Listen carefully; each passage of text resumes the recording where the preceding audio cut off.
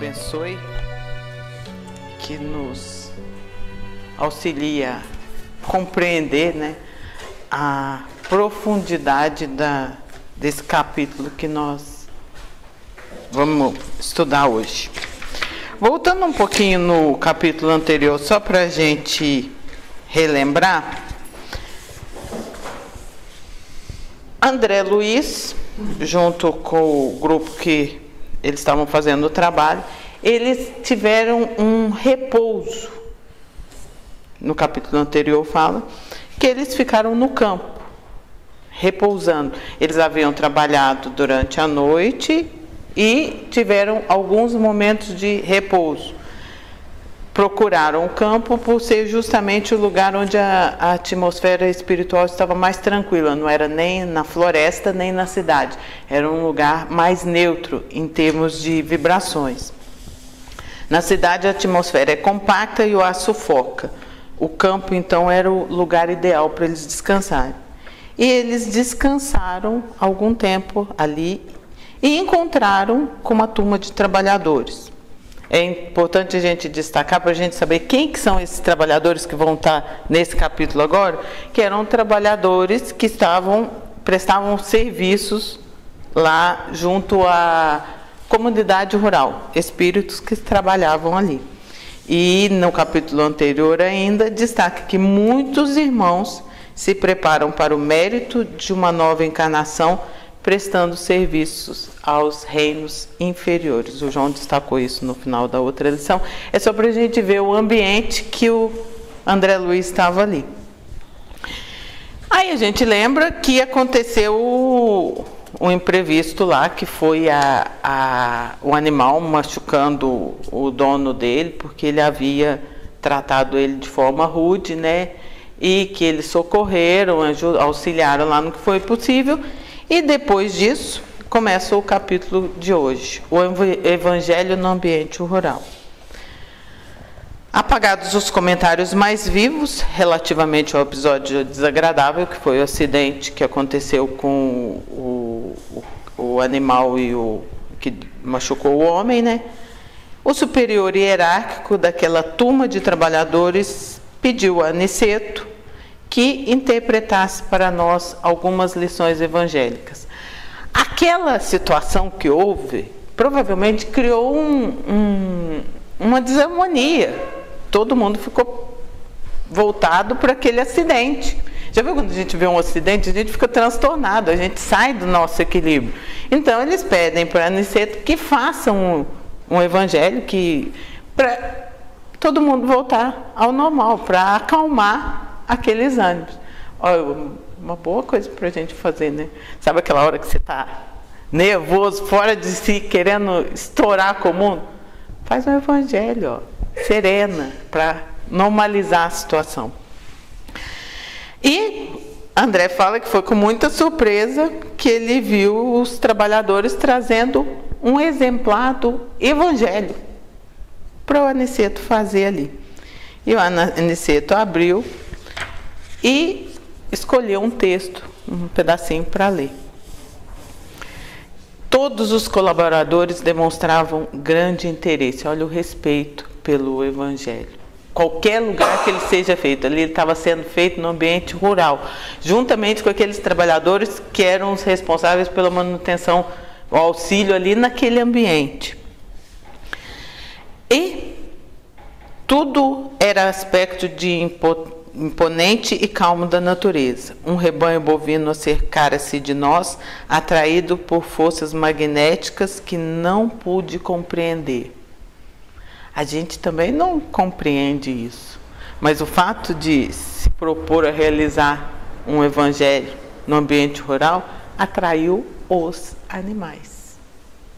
Aqui ele cita o rebanho, mas com certeza vários animais se acercaram deles naquele momento. Alguns moares humildes chegaram de muito longe, as aves tranquilizavam-se. Quer dizer, aquela proposta de realizar o evangelho acerenou todos os espíritos ali. Os animais, os homens, todos os desencarnados que estavam ali estavam se envolvendo. A única voz leve que toava, leve e branda, era do vento. A paisagem não podia ser mais bela. Aquele ambiente fez com que ele lembrasse até os salões verdes de nosso lar. E olha que eles estavam aqui, na crosta. Mas a harmonia do lugar remeteu à lembrança dos salões verdes de nosso lar. Aniceto abriu o Evangelho na Epístola dos Romanos, capítulo 8, versículos 19, 20 e 21. Aqui eu vou fazer mais um. Eu acho que eu já até falei isso aqui, mas é sempre bom lembrar. Às vezes a gente pega o Evangelho e não consegue compreender muita coisa que tem nele, porque a gente não consegue ver o contexto em que ele foi escrito. E quem não leu ainda, leia Paulo e Estevão, porque foi o livro que, depois que a gente leu, foi que a gente compreendeu melhor a situação do Evangelho.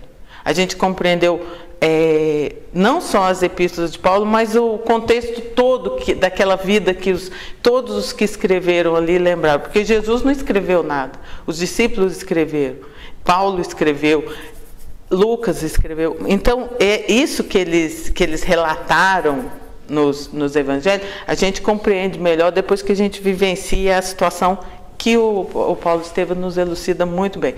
Quem não leu, leia, porque vale a pena demais. E esse trechinho que ele abriu é uma carta aos Romanos.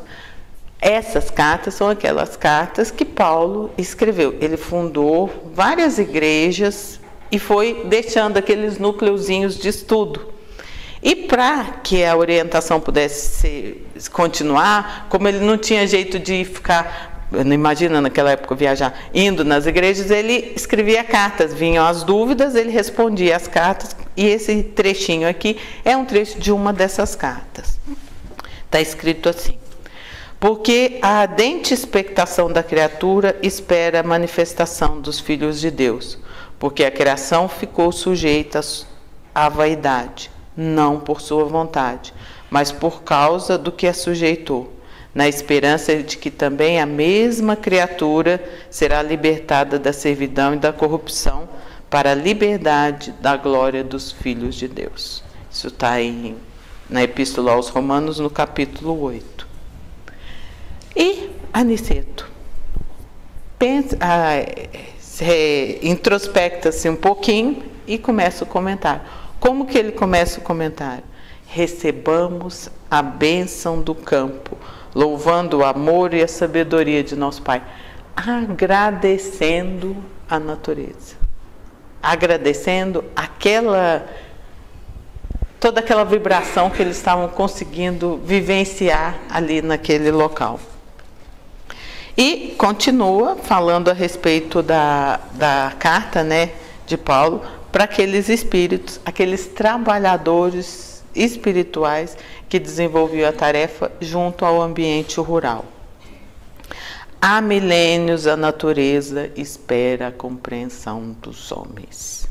Não se tem alimentado tão somente de esperança, mas vivem a ardente expectação, aguardando o entendimento e o auxílio dos espíritos encarnados na terra, mais propriamente considerados filhos de Deus.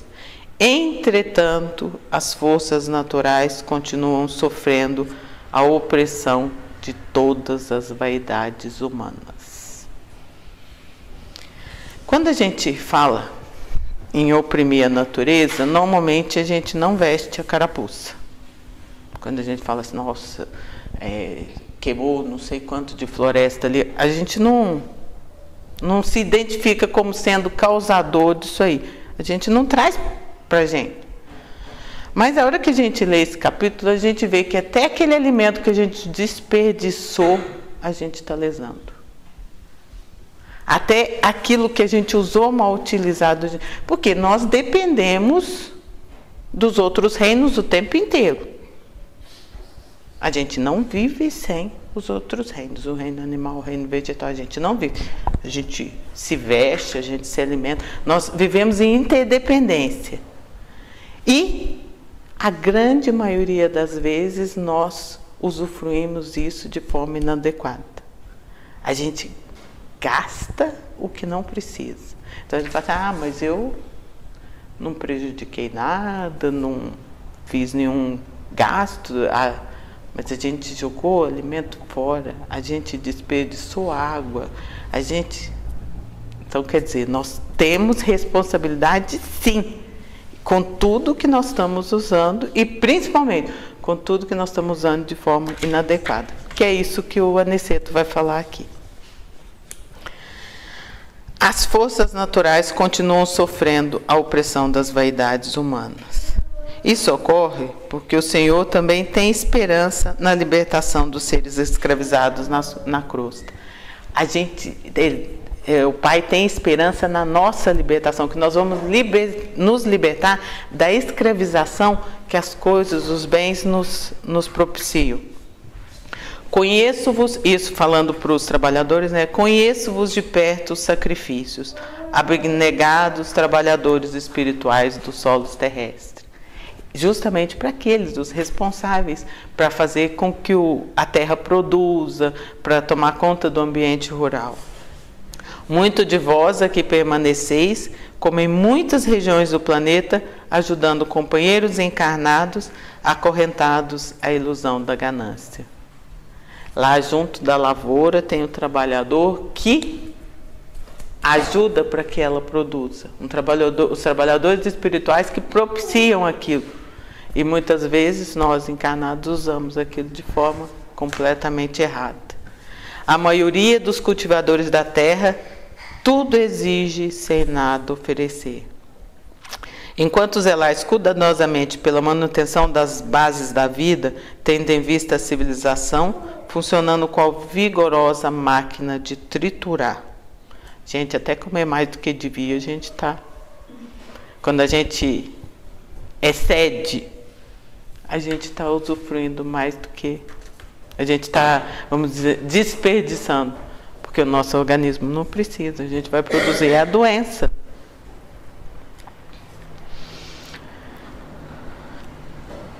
Funcionando qual vigorosa máquina de triturar, convertendo-se os homens em pequenos moloques de pão, carne e vinho. Moloques, eu fui olhar no dicionário, é um tipo de rei que era adorado antigamente. Então, quer dizer, cometendo o abuso total disso aí. Mergulhados na viciação dos sentimentos e excesso de alimentação, despreocupados do imenso débito com a natureza. Será que a hora que a gente está cometendo esses abusos, a gente para pensar que nós temos um débito com a natureza por tudo que nós estamos usando? A gente está respirando, nós estamos usando. A gente está se alimentando, a gente está se vestindo. Tudo isso a natureza está nos proporcionando. E o que nós estamos proporcionando de volta ao planeta em retribuição a isso que nós recebemos? Nós estamos simplesmente desperdiçando água, usando de forma inadequada. Às vezes a gente fala em desperdício de água e fala assim, mas vai deixar tudo sujo. Mas existe um meio termo entre usar bem, usufruir e desperdiçar. Nós estamos usando, nós estamos desperdiçando. A nossa alimentação é adequada para sustentar o nosso corpo ou nós estamos acumulando alimento em excesso para nos trazer doença no futuro? A gente está respeitando essa natureza que nos propicia tanto?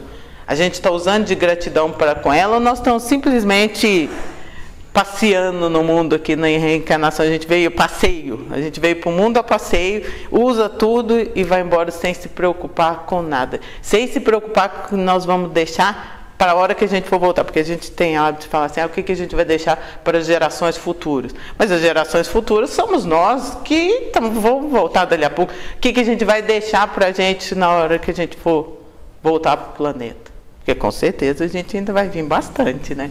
No nosso nível espiritual a gente ainda vai vir muito aqui. A gente ainda tem muito para aprender. E ele continua falando a respeito disso. A respeito do uso abusivo da natureza. Eles oprimem as criaturas inferiores, ferem forças benfeitoras da vida, são ingratos para com as fontes do bem, atendem às indústrias ruralistas, mais pela vaidade e ambição de ganhar que lhes são próprias, que pelo espírito de amor e utilidade. A gente não usa, a gente abusa. Traçam programas de riqueza mentirosa. Isso aqui vai ficar parecendo programa político agora, né? A hora que ele faz a descrição, assim, a gente lembra da política mesmo. Olha. Constituem a ruína, escrevem tratados de política econômica que redundam em guerra destruidora, desenvolve comércio do ganho em débito, colhendo complicações internacionais que dão curso à miséria, dominam os fracos e exploram, acordando, porém, mais tarde, entre monstros de ódio. A gente vê essa situação que a gente está violentando a natureza. A gente está usufruindo, não está simplesmente usufruindo, satisfazendo as nossas necessidades. Nós estamos indo muito além disso.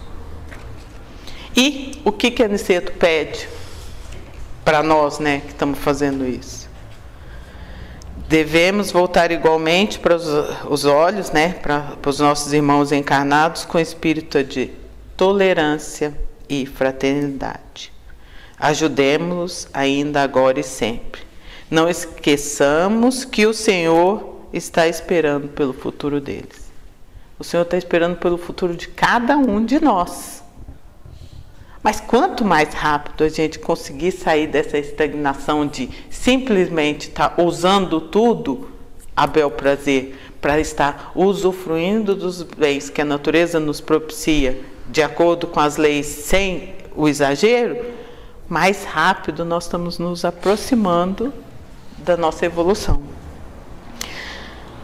Escutemos os gemidos da criação, pedindo luz do raciocínio humano, mas não esquecemos também a lágrima desses escravos da corrupção, em cujas fileiras permanecíamos até ontem, auxiliando a despertar a consciência divina para a vida. Ainda que rodeie os campos de vaidades e insolências, auxiliemos ainda. A palavra de Aniceto, para com os que ainda não têm a compreensão do devido respeito à natureza, é de auxílio, é de compreensão, é de fraternidade. O Senhor não esquecerá a árvore e o animal exterminado, o ser humilde que consumiu em benefício de outro ser. Cooperemos, por nossa vez, com o despertar dos homens. Ele enchendo aqueles espíritos, aqueles trabalhadores de energia para continuar fazendo. Eles estão vendo que a coisa não está bem daquele jeito, mas para continuar trabalhando, ter esperança, como diz a carta, a esperança, a expectação. Cooperemos no despertar dos nossos irmãos relativamente ao nosso débito para com a natureza. Porque a gente está devendo, a gente está usando, a gente tem um débito. A gente pode não ter plena consciência disso, mas nós temos. Nós estamos usando e usando muito. E na maioria das vezes abusando. É aí que Aniceto começa a explicar a respeito do nitrogênio, que, quimicamente falando, é o que causa a nossa dependência em relação aos outros reinos. A gente fez aqui para ficar mais fácil de compreender. Para o nosso corpo humano, tem uma necessidade, na formação dele, tem 3% de nitrogênio. A gente olhando assim, não parece muito, né? Aí a hora que a gente falar que está na composição de todos os ácidos, inclusive do ácido ribonucleico, da cadeia DNA, a gente vai entender a importância desse nitrogênio. Ele é fundamental, essencial na composição do nosso corpo. Uma quantidade menor, né? Aqui é dessa parte aqui, 60% praticamente do hidrogênio e oxigênio é na forma de água. Toda vez que eu falo de água, eu lembro daquela palestrinha do João falando da água. Olha, foi inesquecível, da importância dos bons pensamentos, como a gente consegue modificar o nosso corpo. Mas, voltando aqui, a gente tem esses 4 elementos em grande proporção. Então, a gente precisa adquirir esses elementos para que o nosso corpo fique funcionando. E a gente tem esses 2 elementos em grande quantidade no ar. O ar da atmosfera. A gente achava que era oxigênio, né? Que tinha mais no ar. A gente pensa que é oxigênio. E não é. O oxigênio do ar é só 1%. É só 21%. 78% é de nitrogênio. Desse nitrogênio que é essencial para formar os nossos tijolinhos, os nossos corpos. Mas esse nitrogênio aqui, a gente não absorve. Nessa forma de nitrogênio, como ele está no ar, as plantas não absorvem. Então, o que precisa acontecer? Algumas bactérias do solo e algumas algas azuis do oceano são capazes de pegar esse nitrogênio aqui e transformar em amônia. Algumas plantas se utilizam de amônia. Já viu? Até adubo à base de amônia. Outras plantas não se utilizam de amônia, mas existem bactérias que conseguem transformar a amônia em nitritos e nitratos, que são outros sais. E as plantas absorvem esses sais. Essas plantas são consumidas pelos herbívoros, que são consumidas pelos carnívoros e vão chegar no nosso corpo. Então, quer dizer, o nitrogênio ele faz todo um trajeto para conseguir chegar aqui. Essencial para a nossa vida. Estão vendo como existe uma interdependência? Nós dependemos das bactériazinhas. Olha, até para depois devolver, a gente depende, porque quando a gente tem a falência dos órgãos, que o corpo começa a decomposição, são algumas bactérias, as decompositoras, que vão destruir aquilo ali e fazer o nitrogênio voltar para lá. Então é a perfeição daquela cadeia, tudo funcionando. Hein? A gente depende dos reinos inferiores. A gente depende de uma bactéria para viver, porque senão a gente não tem nitrogênio no nosso corpo. A gente depende disso para conseguir. Nós dependemos ainda da alimentação.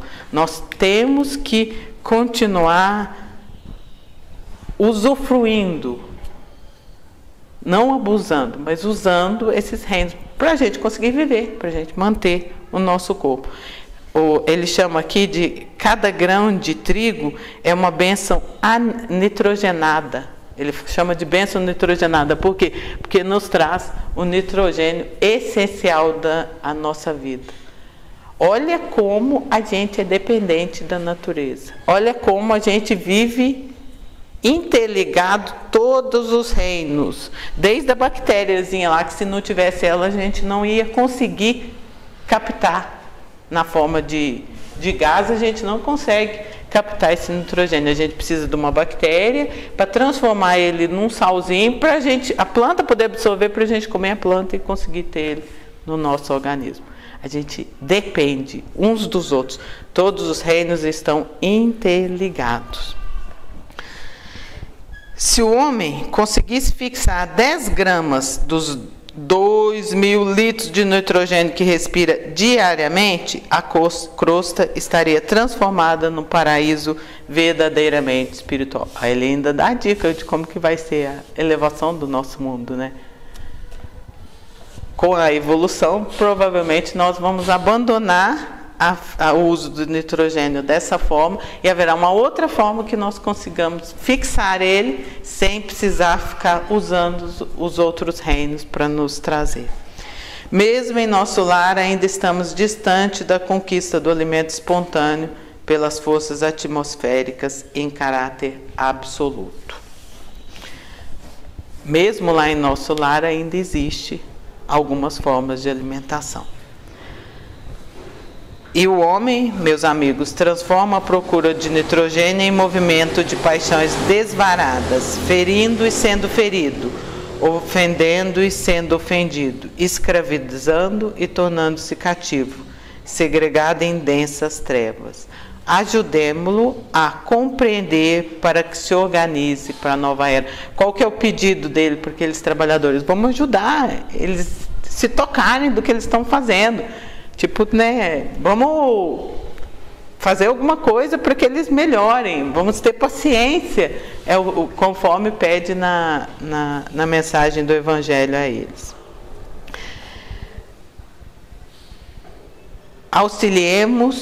Auxiliemo-lo a amar a terra, antes de explorá-la no sentido inferior, a valer-se da cooperação dos animais, sem os recursos do extermínio.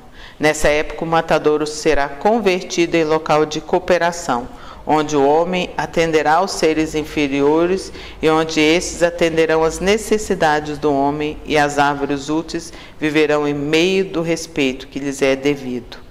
Nesse tempo sublime, a indústria glorificará o bem, e sentindo-nos o entendimento, a boa vontade e a veneração às leis divinas, permitir-nos-á o Senhor, pelo menos em parte, a solução do problema técnico de fixação do nitrogênio da atmosfera. Haverá um dia em que nós não precisaremos nos abusar tanto dos outros reinos. É o que ele fala aqui, ele já prevendo que no futuro haverá uma modificação no nosso tipo de alimentação, né? Olha lá, ensinemos aos nossos irmãos que a vida não é um roubo incessante, em que a planta lesa o solo, o animal extermina a planta e o homem assassina o animal, mas um movimento de permuta divina, de cooperação generosa, que nunca perturbaremos sem grave dano à condição de criaturas responsáveis e evolutivas. Não condenemos, auxiliemos sempre. Ele passa o tempo inteiro pedindo àqueles trabalhadores para não condenar, para auxiliar, apesar de tudo que ele está mostrando a respeito da nossa postura perante a natureza. E aqueles trabalhadores junto da natureza veem isso mais frequentemente. Eles tinham acabado de presenciar isso, vendo o incidente que tinha acontecido no capítulo anterior. Só para a gente ilustrar, a gente vai chegar lá, né, João? Daqui uns anos a gente vai estudar mais detalhadamente esse capítulo. Mas para a gente ver a importância da natureza, não só na nossa alimentação, mas na nossa vida espiritual, tem um capítulo do Ação e Reação, que a gente, se Deus quiser, vai estudar daqui uns tempos, que conta a história de uma irmã que ela estava em tempo de ter uma parada cardíaca. E essa irmã morava numa casa, num ambiente rural afastado, que não tinha nenhuma pessoa próxima.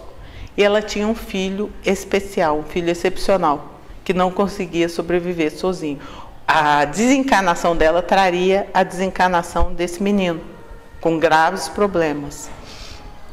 E eles tinham vindo naquela encarnação juntos justamente para que um pudesse apoiar o outro e eles melhorarem daquela situação. E no Ação e Reação, André Luiz é chamado a acompanhar essa ajuda que vai prestar a esses dois espíritos. Lá, no meio do sítio, sem nada em volta, sem ter como chamar nenhum cooperador encarnado, não tinha como atrair. A uma hora daquela, era de madrugada, não tinha como atrair um cooperador encarnado para ajudar aquela mulher a não ter a parada cardíaca ali. E estaria comprometendo a presente reencarnação deles. Então, a hora que eles chegam lá, eles fazem? A primeira coisa que eles fizeram foi provocar sede, para que ela tivesse vontade de beber água, e magnetizar aquela água. Porque a água era a única coisa que tinha dentro da casa. Então ele magnetizou a água para dar uma melhorazinha. Com essa melhora, retirou o espírito da Poliana, né, da mulher, do corpo. Ela deu e levou para próximo do bosque que tinha lá. E junto a esse bosque, eles fazem a oração, vem a ajuda espiritual, reúne os medicamentos das plantas, da natureza lá em redor, reúne todas aquelas emanações para colocar ali para ela, que ela começa a absorver respirando, para ela melhorar, para poder voltar para o corpo, sem o risco da parada cardíaca, para que no dia seguinte pudesse intuir algum, como ele chama no livro, algum samaritano, alguém que passasse ali perto, para ir ver a situação dela, para ela poder ter o atendimento médico e não vir a desencarnar. Olha a importância da natureza em cada detalhe, em cada... Primeiro porque ele precisou usar água para colocar o medicamento para que saísse daquela situação de emergência. Depois levou ela junto à natureza, junto com os outros espíritos que a oração atraiu, para que modificasse aquele quadro, para que permitisse que aquela encarnação, aquela reencarnação prosseguisse sem dano para aqueles dois espíritos. Aí a gente vê a importância de cada plantinha, de cada partezinha da natureza, a importância de cada bactéria, de cada coisinha que faz parte da nossa vida e que a gente não atenta para isso. Muitas vezes a gente nem agradece a Deus a bênção de estar nesse planeta, com esse planeta nos proporcionando tudo isso de bom que a gente recebe. Simplesmente a gente usa de qualquer jeito, né? Porque as doenças são muito mais embora a gente veja muitos nossos irmãos ainda morrendo de fome, morre mais gente pelo excesso do que pela falta de alimentação no planeta. Ainda isso já é comprovado, que morre mais, as doenças matam mais pelo excesso do que pela falta. E se a gente está se alimentando muito, quer dizer que está faltando para alguém. Então quer dizer que nós estamos comendo do outro, né? Existe uma distribuição inadequada e a gente consome bem. E isso quando não desperdiça, né? Quando não usa de forma inadequada, como ele estava citando aqui, né? Visando simplesmente o lucro. O proprietário rural quer plantar, quer colher, quer vender aquilo simplesmente para ter a ascensão material dele, sem se preocupar com a natureza que ele está lidando ali.